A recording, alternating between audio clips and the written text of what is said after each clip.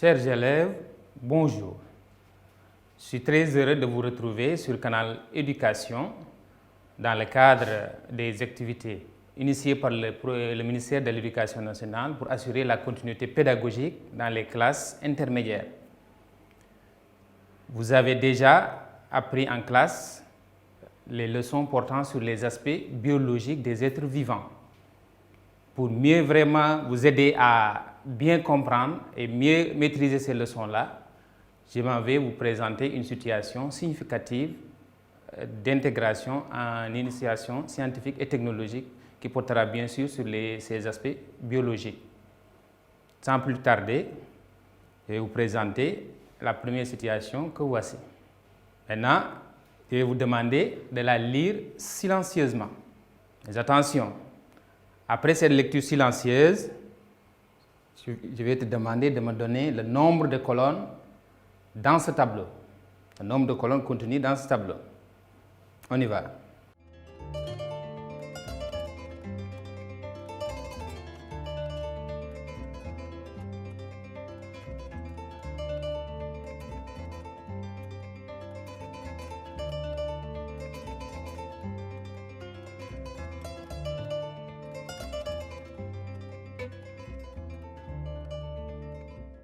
Très bien. Donc, après la lecture, maintenant, comme je te l'ai dit tout à l'heure, on va essayer de vérifier cette lecture, contrôler cette lecture silencieuse. Très bien. Combien de colonnes et de lignes compte ce tableau? Combien de colonnes et de lignes compte ce tableau? Oui? Mohamed? Très bien. Il y a 4 colonnes. C'est excellent. Donc, on a ici 4 colonnes dans ce tableau. Très bien. Et combien de lignes avons-nous dans ce tableau? Combien de lignes avons-nous dans ce tableau? Oui? Sohna? Oui, il ne faut pas hésiter. Vas-y, Sohna. Très bien. On a aussi 4 lignes dans le tableau. Très bien. On a 4 colonnes et 4 lignes. Très bien. Que lit-on sur la 3e ligne? Que lit-on sur la 3e ligne de ce tableau? Oui? Fanta? Très bien. Donc, sur la 3e ligne, on lit serpent. Excellent. Très bien. Donc, j'ai vu que vous avez fait une bonne lecture silencieuse. Très bien.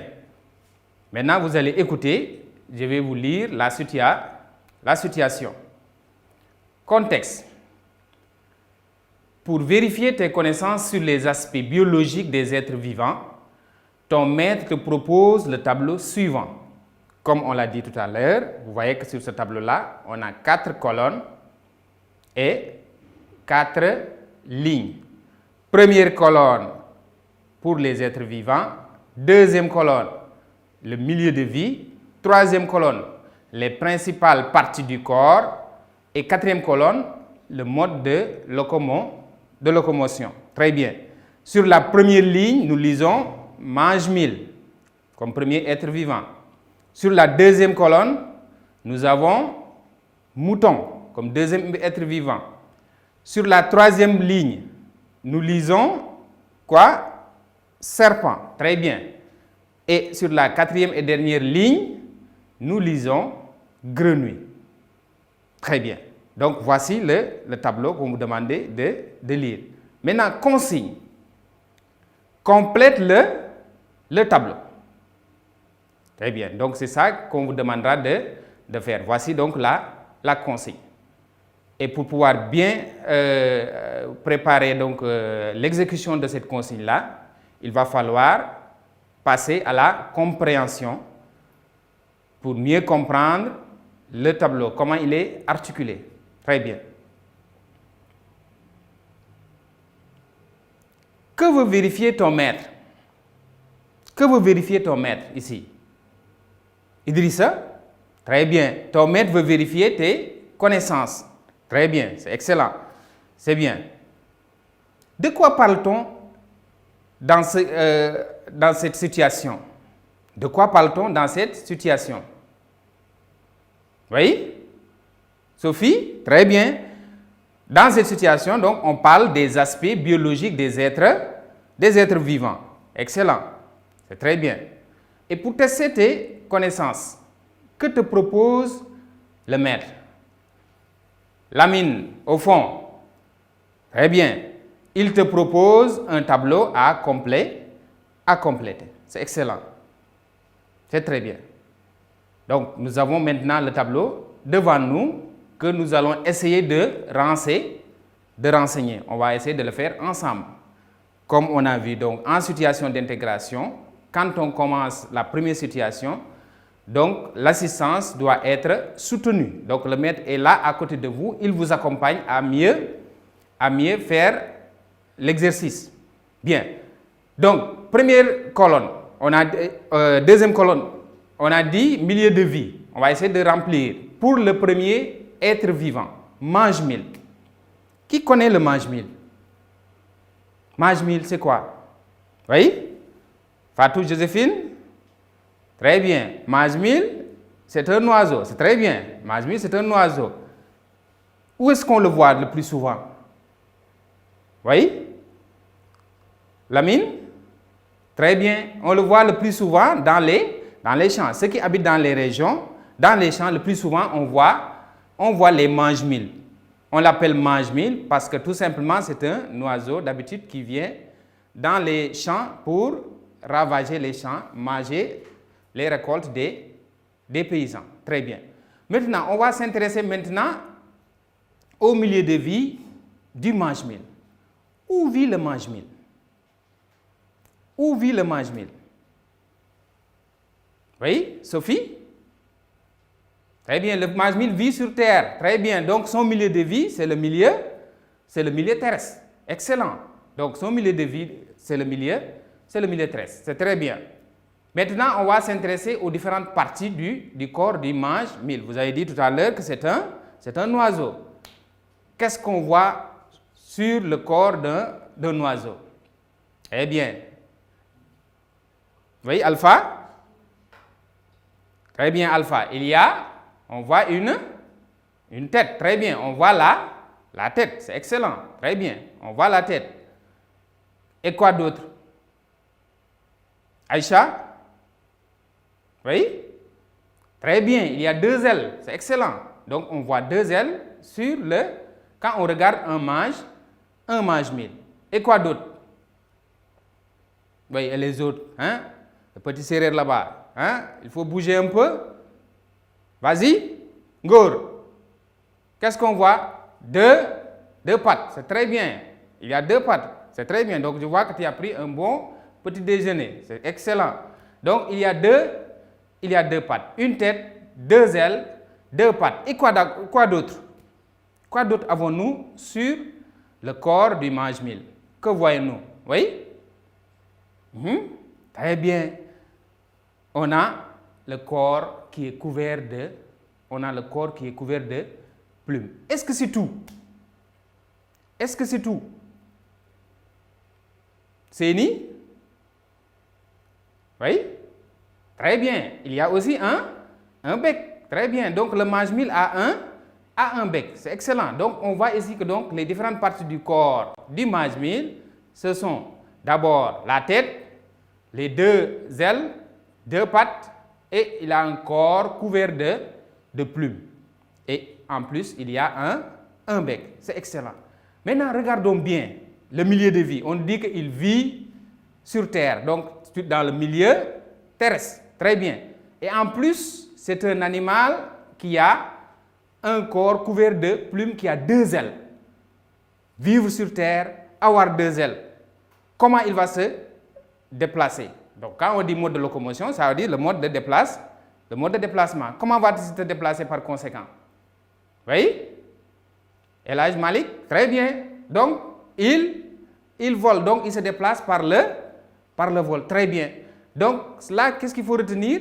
Que le mode de locomotion, souvent, est déterminé par le milieu de vie de l'être vivant et surtout aussi la structure de son corps. Quand on parle de milieu terrestre, quand on parle des ailes, là, automatiquement, on doit penser au vol. Bien, on continue avec le deuxième animal. Donc, le deuxième être vivant, disons, le mouton. Où vit le mouton? Là, je pense que donc, tout le monde doit connaître. Tout le monde doit lever la main. Oui?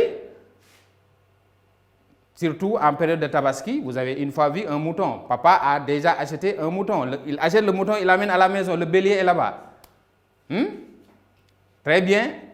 Le mouton, il vit sur terre. Très bien. Donc, c'est le milieu terrestre. Quelles sont les principales parties? Comme on l'a dit tout à l'heure, vous connaissez cet être vivant.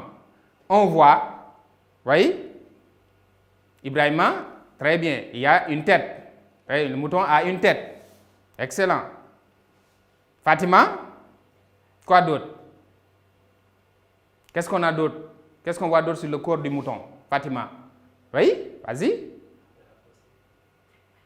Et Fatima, il faut faire attention. Hein? Est-ce que c'est ça? Alors, essayez de l'aider un peu. Très bien. On voit une queue. Très bien. Sur le mouton, on voit une queue. Excellent. C'est bien. On va continuer maintenant. Donc, la prochaine fois, il faut faire attention avant de donner une réponse. On réfléchit avant de répondre. Excellent. Bien. Mais ce n'est pas grave. La prochaine fois, tu vas faire mieux. Qu'est-ce qu'on voit d'autre? Très bien. Ousmane, voilà. Donc, il a le corps couvert de poils. Donc, le mouton a le corps couvert de poils. Très bien. Qu'est-ce qu'on a encore? Oui? Jean? Oui? Très bien. Le mouton a 4 pattes. Très bien. C'est un animal, un être vivant qui dispose d'une tête, d'une queue, qui a un corps couvert de poils et qui a 4 pattes. Donc, comme on l'a dit tout à l'heure, on va regarder, toujours se référer sur le milieu de vie terrestre. Et sur les caractéristiques, qu'est-ce qu'on voit sur les principales parties? C'est un animal, un être vivant qui a 4 pattes. Et par conséquent, il se déplace comment? Quel est son mode de locomotion? Oui? Degen? Très bien. Donc, c'est la marche. Donc, le mouton marche. Il marche à l'aide de quoi? Il marche à l'aide de ses 4 pattes. C'est ça qu'on appelle, cette façon de marcher-là, qu'on appelle la quadrupédie. Quand un animal, un être vivant marche avec ses 4 pattes, on dit que cette façon de marcher-là, on appelle ça la quadrupédie. D'accord? C'est très bien. Donc, certainement, on va revoir ça en vocabulaire. Bien. On va passer maintenant au troisième être vivant, le serpent. Le serpent. Oh, le serpent. Quand on dit serpent, je vois qu'il y en a qui sont en train de courir. Parce que tout simplement, c'est un animal qui est menaçant. Très bien, donc il faut faire bien attention avec les serpents. Il ne faut pas le rencontrer sur son chemin. Excellent. Donc, il vit où? Bien. Oui, Lamine, on le voit sur terre, donc sur le milieu terrestre. Très bien. Donc, le serpent, il vit sur le milieu terrestre. Mais est-ce que le serpent est seulement sur le milieu terrestre? On le voit seulement sur terre? Hein? Non, c'est très bien. Où est-ce qu'on trouve encore le serpent? Où est-ce qu'on trouve encore le serpent? Joséphine? Très bien, on le trouve dans l'eau. Très bien, un animal qui vit dans l'eau, comment on l'appelle? Donc, un animal aquatique. Donc, ici, c'est le milieu aquatique. Excellent. Donc, le serpent, on peut le trouver sur terre, on peut le trouver aussi dans l'eau. C'est un animal qui a comme milieu de vie le milieu terrestre et le milieu aquatique. Aquatique, c'est un adjectif qualificatif qui vient de eau. Très bien. On va regarder maintenant les principales parties du corps du serpent. Bien que donc le serpent, pour l'approcher et regarder, c'est un peu compliqué, mais on va essayer de voir. Sans doute, vous avez dû regarder un serpent, par exemple, dans un parc. Voilà, quand vous allez au parc, par exemple, vous pouvez voir un serpent. Et quelles sont ces différentes parties que vous voyez? Vous voyez? Ibrahima, très bien, on voit une tête. Très bien. Il y a une tête, c'est excellent. Et quoi d'autre? Oui? Suleiman, très bien, il y a une queue. Donc, le serpent a une tête, le serpent aussi a une queue. Et quoi encore? Certainement, il a un corps. Comment est son corps? Comment est son corps? Oui, les filles, il faut réagir quand même. Hein? Comment est son corps? Sokhna? Très bien, son corps est allongé et recouvert d'écailles. Très bien. Et nous allons revenir un peu sur ça après. Le corps est allongé et recouvert d'écailles. Très bien. Qu'est-ce qu'il y a d'autre? Qu'est-ce qu'on voit encore sur le corps? Il y a autre chose? Tu as levé la main. Il y a autre chose? Non, il n'y a rien. Donc c'est fini. Hein? Donc voici les différentes parties du corps du serpent. Regardez le milieu de vie. Comme on l'a dit tout à l'heure, le milieu de vie détermine le mode de locomotion. Il vit sur terre, milieu terrestre, milieu aquatique. Et par conséquent, comment il se déplace? Il se déplace comment? Latif? Oui? Très bien. Donc, sur terre, il peut... Est-ce qu'il marche? Ah, est-ce qu'il marche? Les autres? Non, tes camarades ne sont pas d'accord. Il ne marche pas. Donc, qu'est-ce qu'il fait? Pourquoi il ne marche pas? Parce que sur les différentes parties là, on ne voit pas de pattes. Il n'y a pas de pattes. Donc, par conséquent, il ne marche pas. Donc, qu'est-ce qu'il fait? Un animal qui n'a pas de pattes. Comment peut-il se déplacer? Le serpent, vous l'avez une fois vu. Hein? Très bien. Hein? Il rampe. Donc, c'est la reptation. Très bien. Donc, son mode de locomotion, c'est la reptation. Un serpent, on le voit souvent se déplacer comme ça. Parce qu'il est doté d'une colonne vertébrale assez souple qui lui permet de se déplacer. Mais par rapport au mode de déplacement, toujours, on va revenir tout à l'heure, je l'ai dit, sur le corps recouvert d'écailles. Ces écailles-là lui permettent aussi de se déplacer. Parce que quand le serpent se déplace, il y a des écailles qui se trouvent sur le ventre qui vont être cramponnées au sol et qui lui permettront donc de se déplacer facilement. Très bien. Et dans l'eau, que fait le serpent? Dans l'eau, que fait le serpent? Omar Ngala? Très bien. Dans l'eau, c'est la nage. Donc le serpent, il nage. Excellent. Donc vous avez vu comment se déplace un serpent, soit par la reptation ou bien par la nage. Nous allons terminer maintenant par le dernier être vivant, la grenouille. La grenouille, quel est son milieu de vie? Quel est le milieu de vie de la grenouille? Vous voyez, on rencontre souvent une grenouille sur terre. Très bien, milieu terrestre. Milieu terrestre. Mais est-ce que seulement sur terre qu'on voit la grenouille? Très bien. On voit aussi dans l'eau, dans le milieu aquatique. C'est excellent. C'est excellent. Donc, une grenouille, soit elle vit sur terre ou bien elle vit dans l'eau. Donc, milieu terrestre ou bien milieu aquatique. On va s'intéresser maintenant à ces différentes parties, aux différentes parties qui constituent son corps. Oui? Que voit-on sur le corps de la grenouille? Oui? Ami Baldé? Ami Baldé, elle est en train de dormir. Fatima, toi tu as faussé. Très bien, la tête, c'est excellent. Voilà, c'est comme ça, il faut continuer à suivre, c'est très bien. Donc, on voit là la tête. Une grenouille a une tête. Quoi encore? Quoi d'autre voyons sur la grenouille? Cheikh Fall, Cheikh Ibre? 4 pattes, très bien. La grenouille a 4 pattes. C'est excellent. Qu'est-ce qu'on a encore? À part la tête, les 4 pattes. Comment est son corps?